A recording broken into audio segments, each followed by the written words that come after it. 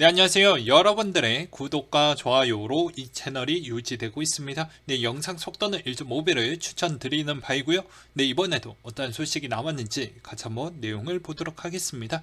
네, 공포 탐욕 지수는 51을 가리키고 있고요. 비트코인 롱숏 비율은 64대 35로 롱이 좀 더 우세하고 있습니다. 네, 이더의 롱숏 비율을 보게 되면 56대 43으로 롱이 좀 더 우세를 보여주고 있고요. 김프 추이를 보게 되면 플러스 0.5에서 6 사이를 가리키고 있습니다.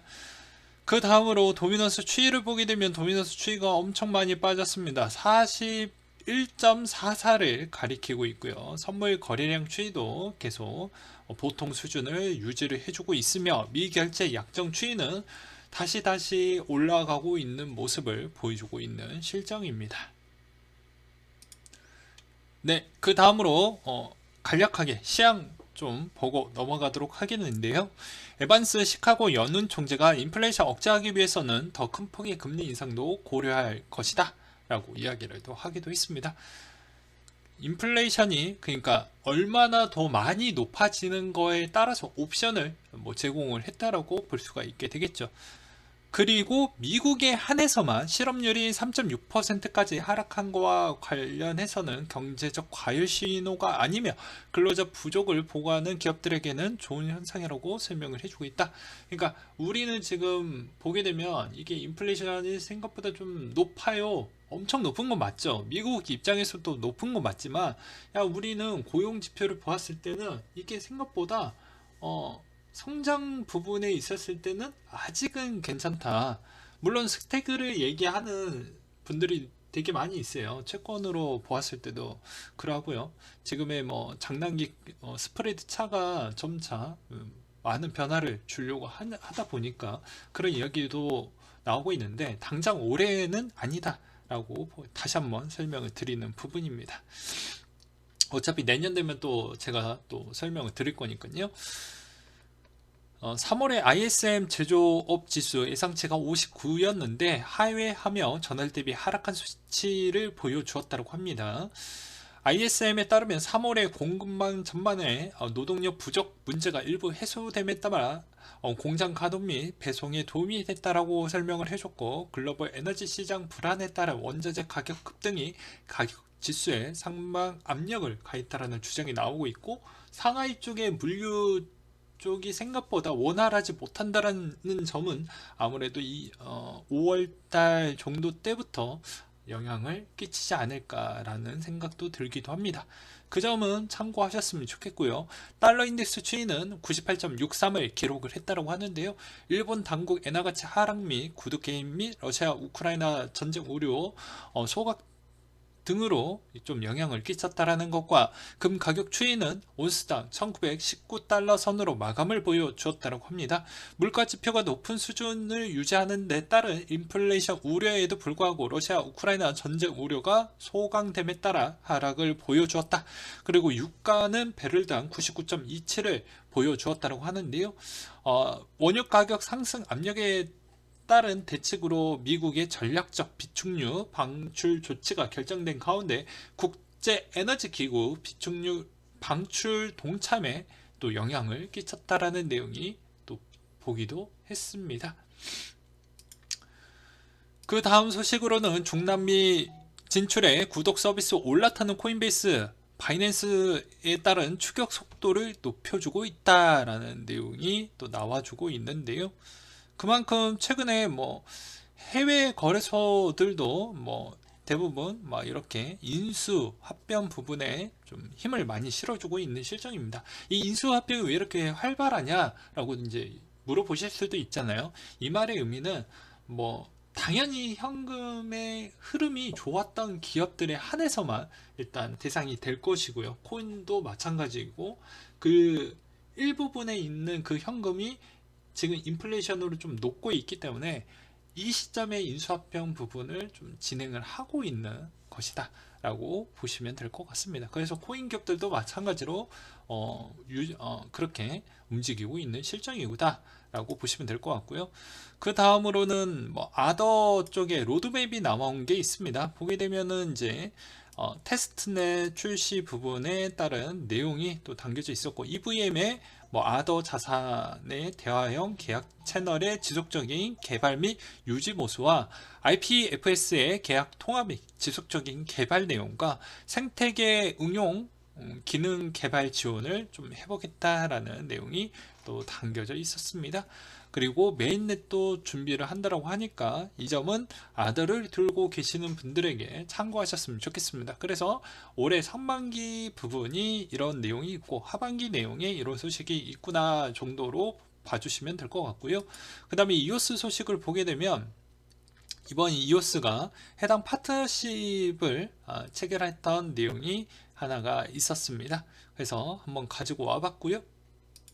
그 다음으로 이오스의 이제 또 다른 일정을 보게 되면 이번에 에덴 선거가 있죠. 이 에덴 선거에서 뭐 대표 부분과 또 이런 뭐 약간의 이제 리더격 부분을 또 뽑아서 이렇게 선출을 한다라고 하니까 과연 얼마나 좋은 사람이 될지도 이오스를 들고 계시는 분들은 참고하셨으면 좋겠고요. 4월 달에 진짜 이오스 왜 이리 아직도 안 갈까라고 하지만 항상 한 달 전, 그러니까 5월 19일 하드포크 부분이 있고 또 에어드랍 소식도 좀 있고 하다 보니까 이런 거를 좀 적절히 이용을 해보면 그래도 이오스를 들고 있는 입장에서는 본전보다는 좀 더 낫지 않겠냐라고도 저는 그렇게 설명을 드리고 싶습니다. 그리고 카카오가 일본의 암호 자산 거래소 SEBC를 전격 인수를 또 하기도 했었죠. 이 인수했던 부분은 블록체인 사업을 강화하기 위한 목적으로도 나와져 있는데요. 보게 되면 이게 다 영향성이 있습니다. 이 웹툰 1이 서비스 피코마를 운영하는 암호화폐 블록체인 서비스 부분도 적용할 계획을 갖고 있다라고 하니까 어떻게 생각을 해야 될까요? 당연히 카카오가 이쪽에 들어갔다라는 것은 NFT에 따른 측면을 좀 더 어떻게 해서든 녹여서 활성화시키겠다라는 측면이 있다라는 것이죠. 그래서 이것으로 여러 가지 부분을 좀 가져갈 수 있습니다.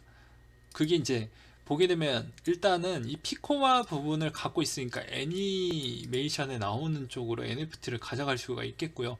요새 카카오가 엔터 쪽도 가져가고 있죠. SM하고 지금 조율 중이긴 하지만 어차피 이것도 가져가게 되면 최종 도착지는 뭐다? 결국은 똑같이 NFT 쪽으로 가져 있다. 그러면 그 NFT 부분은 일본은 팬덤층이 두껍잖아요. 오래가고 매니아층도 꽤 되고 그렇기 때문에 이거를 잘 만들어 가지고 하게 되면 아무래도 구매할 사람이 생각보다 많다라고 보시면 될 것 같습니다. 그래서 생각보다 이 인수 부분은 뭐 그렇게 나쁜 부분은 아니다 라고 볼 수가 있겠고요. 뭐 간단하게 뭐 인수를 해서 뭐 일본의 거래소 부분에 따른 뭐 그런 측면으로 또 뭐 일반 코인 부분을 또 상장을 하기 위한 그런 간단한 형태로도 볼 수도 있겠지만 속내는 이러하다라고 보시는 게 맞을 것 같습니다. 그래서 조각조각을 하나하나씩 맞춰 나가고 있는 카카오이다 라고 표현하고 싶고요. 그 다음으로 삼성 갤럭시 22의 NFT 언박싱에 세타 블록체인이 진행을 했다라고 하는데 여러분들은 아셔야 되는 부분입니다. 이런 대기업들이 이런 걸 많이 하고 있어요. 근데 이런 대기업들에서 진행을 했던 게 수익성하고는 연관성이 거의 없습니다. 참고로 왜 그러냐면 자, 곧 기업의 NFT 시대가 올 것이다라고 해서 이제 로우님이 뭐 잘 써주셨던 내용을 제가 인용을 해서 설명을 드릴 건데요. 기업은 강한 커뮤니티를 갖고 싶어 합니다. 왜냐하면 팬덤층이 높아야 계속 재구매율이 높아지기 때문에. 그리고 어떤 이야기를 해도 다시 그만큼 강력한 팬덤으로 인해서 더욱더 믿고 가겠다라는 측면도 있죠. 그리고 그 정도 층이 만들어지면 내가 뭐 어떤 물건을 내놓는다라고 해도 그 물건을 사줄 수 있을 만한 힘을 가질 수가 있으니까요. 그 다음으로 이제 기업은 NFT에 담긴 스토리 구조를 만들어서 팬들과 NFT 구매하기 시작을 하면 네트워크가 생기고 커뮤니티가 생기게 된다. 이러면 이들과 직접 소통을 하고 고객 관리를 할 수가 있다. 라는 측면이 있는데 한번 생각을 해보세요. 이거를 가져감으로써 또 다른 측면이 있습니다. 즉 광고라는 시점도 내가 오히려 그렇게 많은 마케팅 비용을 쓸 필요가 없다라는 거예요. 오히려 왜냐하면 내가 NFT를 갖고 있기 때문에 오히려 NFT를 들고 있는 사람이 그만큼 많이 이 기업에 대해서 관심도가 더 높아지겠죠. 물론 이제 그냥 아무런 생각 없이 NFT를 들고 있으신 분들도 계시겠지만 훨씬 파이가 이쪽이 더 크다라는 거예요. 그러면 자연스럽게 그만큼 충성 고객층들이 훨씬 더 많고 그것으로 인해서 더 많은 마케팅 비용도 자연스럽게 줄일 수가 있고 광고 효과도 클 거라는 측면도 같이 있다라는 겁니다. 그걸 다 누가 먹고 있냐? 구글하고 솔직히 애플 쪽에서 거의 다 먹고 있죠. 그러다 보니까 오히려 이쪽의 NFT 부분을 역으로 잘 이용을 해보면 그런 마케팅 비용도 조금은 줄일 수가 있다. 그 다음으로 활용성을 보게 되면 뭐 LG 생건이 이번에 뭐 나오기도 했었죠. 뭐 보게 되면 33,000원 상당의 화장품을 증정을 해주겠다. 다른 혜택은 아직 확인된 게 없고 그 다음에 여기에서 이제 이분이 이렇게만 써 주셨는데 앞으로 이걸로 이제 이벤트를 확대를 해서 뭐 NFT를 구매하고 하신 분들에 또 한해서 그 할인 적용에 따른 프런티지를 조금씩 조정을 해주겠다라고 생건 쪽에서 관계자가 이야기를 또 해주기도 했습니다. 그러니까 이 모델링은 누가 설계를 하느냐에 따라서도 달라지겠지만 그거는 이제 대기업들의 마케팅 부분에 따른 노하우가 들어가게 될 것이죠. 근데 기존의 마케팅 쪽으로 하는 건 너무 이제 좀 노땅틱하고 지금의 NFT와 좀 약간의 거리감이 생길 수가 있으니 그런 건 잘 조율을 할 필요성은 있을 것 같습니다. 그 다음에 BBQ 치킨을 했던 걸 보게 되면 뭐 치킨 할인 혜택 추가를 할 것이다 라는 걸 갖고 있죠. 그리고 BHC 치킨 NFT 보유자 치킨 할인 똑같이 이제 같은 카피라이팅 형태로 준비를 했다라고 볼 수가 있겠고, GS 편의점 같은 경우에는 K 삼각김밥의 이제 상기민 고급 분트 이야기를 통해 가지고 등급별로 삼각김밥, 모바일 상품권, 와인셀러의 증정품을 특전으로 지속 제공을 하게끔 해주겠다라고 되어져 있습니다. 그리고 생성된 스탬프를 이용을 해서 증정 이벤트도 응모를 할 수 있게끔 뭐 약간의 재미와 약간의 이제 특수성을 조금 더 강조를 했다라고 볼 수가 있겠죠. 근데 되게 웃긴 건 와인셀러 같은 경우는 전 잘 모르겠어요. 제가 술을 안 좋아하니까. 근데 편의점에서 와인을 그렇게 많이 산가요? 제가 보기에는 편의점 쪽에서 와인의 매출은 생각보다 적었기 때문에 이렇게 약간씩 끼어 팔기 형태로 진행을 하지 않았나라는 생각도 들기도 했었고요. 뭐 이렇게 해가지고 약간의 멤버십 포인트를 역으로 이용을 해가지고 NFT 하는데 그 NFT를 더 많이 보유하고 있는 사람들에게 조금 더 그런 어떤 플러스 요인을 많이 줄 것으로 저는 생각을 하고 있습니다. 그래서 이걸 들고 있는 형태에 따른 성향은 조금은 달라요. 지금 이제 막 대기업들이 하고 있고 윗분들을 이해하기까지 시키기 위함은 좀 더 시간이 많이 필요하기 때문에 기존의 프로모션과 거의 비슷한 할인 제도 이런 쪽으로만 가지 이걸 가지고 가격을 급등시키겠다. 이걸 들고 있으면서 내가 좀 많은 가격대를 원하고 있다. 이런 거는 내려두셨으면 좋겠습니다. 성향이 좀 다릅니다. 근데 이게 일단 시작을 했다라는 게 큰 의미가 있겠고 그 다음부터 조금씩 변화를 주겠죠. 그러니까 그 변화되는 과정 때까지는 좀 기다릴 필요성이 있거니와 그 다음에 기업에서 한 가지 NFT만 나오면 상관이 없겠지만 여러 가지 NFT를 또 발행을 할 수도 있어요. 계열사들끼리 하나의 NFT만 내놓은 게 훨씬 더 좋겠지만요. 그러하겠지만 또 그렇게는 안 할 것으로 보여지기 때문에 이 점의 차이점도 알고 계셨으면 좋겠습니다.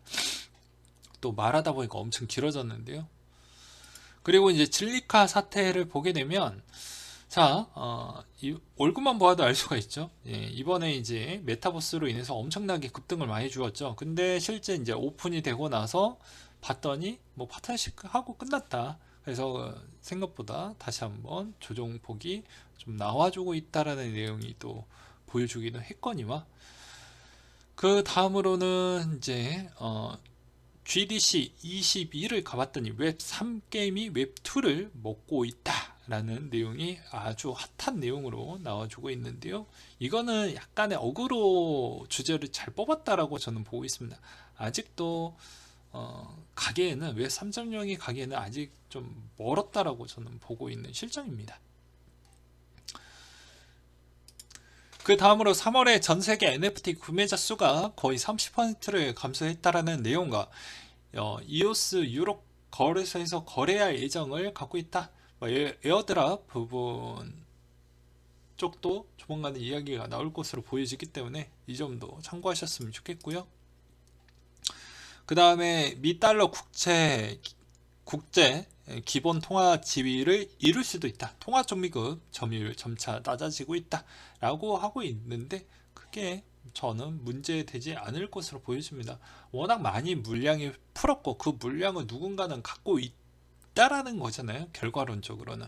근데 그것을 1위가 바뀐다? 그러면 2, 3위권이 그만큼 더 많이 뿌려서 올라가지고 더 많이 사용을 해줘야 된다라는 측면이 되어야 하는데, 그럼 회전율도 극대화 되어야 되겠죠. 그러면 가장 좋은 건 CBDC가 될 것 같은데 아직 그 시점이 안 왔기 때문에 힘들거니와, 그리고 지금부터 10년 뒤가 지나가게 되면 이제는 전 세계 고령화 시대로 접어들기 때문에 모든 측면에 있었을 때 생각보다 어떻게 보면 발전 속도가 좀 더 둔해질 수도 있다라는 생각도 들기도 해요. 왜냐면 생각의 발상에 따른 그런 아이디어가 좀 더 폐쇄적일 수도 있다라는 생각도 들기도 하거든요.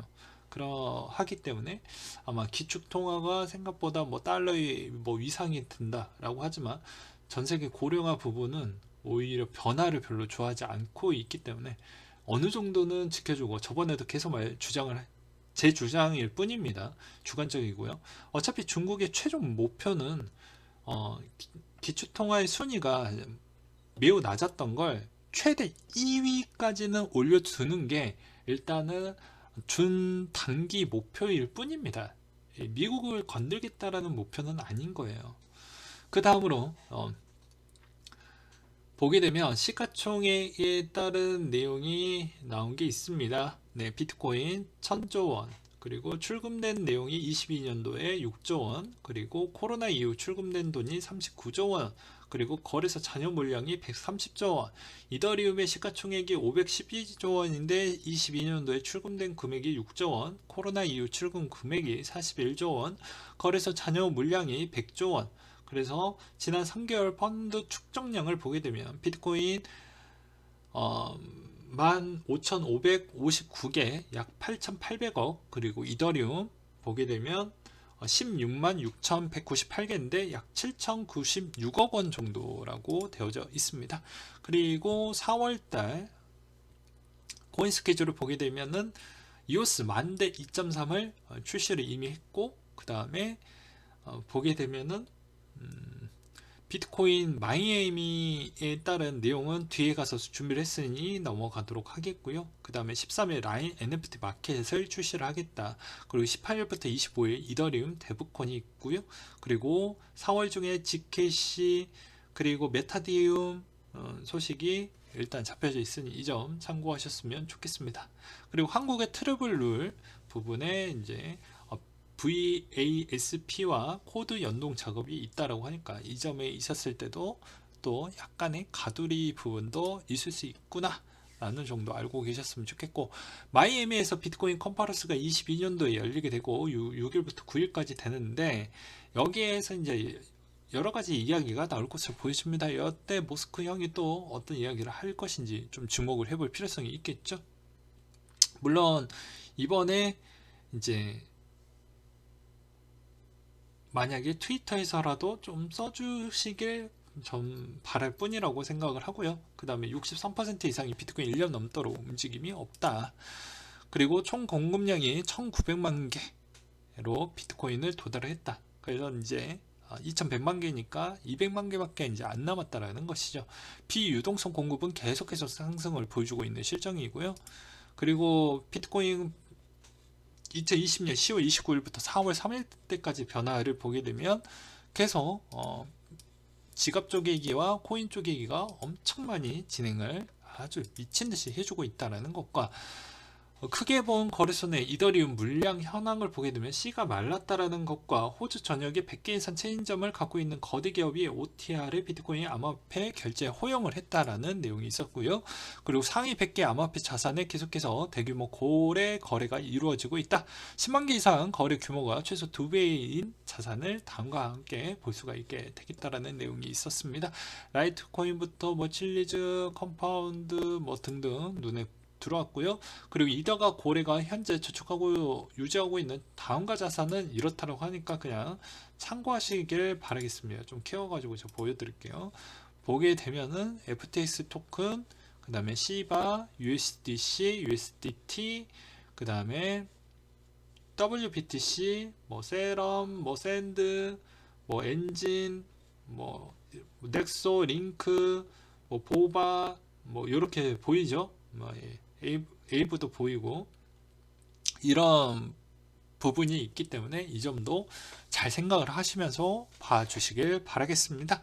네, 오늘 내용 소식 요 정도로 설명을 드렸고요. 가장 중요한 내용은 아무래도 이 내용이 제일 중요한 것 같습니다. 네, 200만 개밖에 안 남았던 비트코인, 그러면서 인플레이션도 일단 현 상태에서도 더욱더 뭐가 됐던 간에 모든 자산은 일단 값어치 있게끔 더 높아질 것으로 보여집니다. 평가도 마찬가지일 것이고요. 그래서 일단 돈만 많이 녹을 것 같고, 자산은 어느 정도 계속 유지가 될 것 같고, 그러면서 또 보이지 않게 비트코인도 그만큼 힘을 잘 내어줬으면 좋겠지만, 일단 NFT 부분이 생각보다 힘이 좀 빠져주고 있기 때문에 이번에 이런 컨퍼런스에서 좋은 이야기만 잘 나와주길 바라겠고, 채굴 부분도 뭐 원활하게 잘 되길 바라겠지만, 또 최근 소식을 보게 되면 뭐 영국과 그 다음에 독일과 프랑스 쪽에서 특히 영국이 에너지 가격을 50% 이상 올렸다라고 해서 그 영향으로 인해서 생각보다 쉽진 않을 것 같다. 그리고 유럽이 그만큼 많은 에너지 비용을 국민이 감내해야 되는데, 그것으로 인해서 또 목소리가 커지게 될 것이고, 그게 ESG에 또 영향을 줄 것이고, 그것이 오히려 채굴에 또 영향에 안 좋은 이야기로 또 갈 확률도 있다 정도로 마무리를 지어보도록 하겠습니다.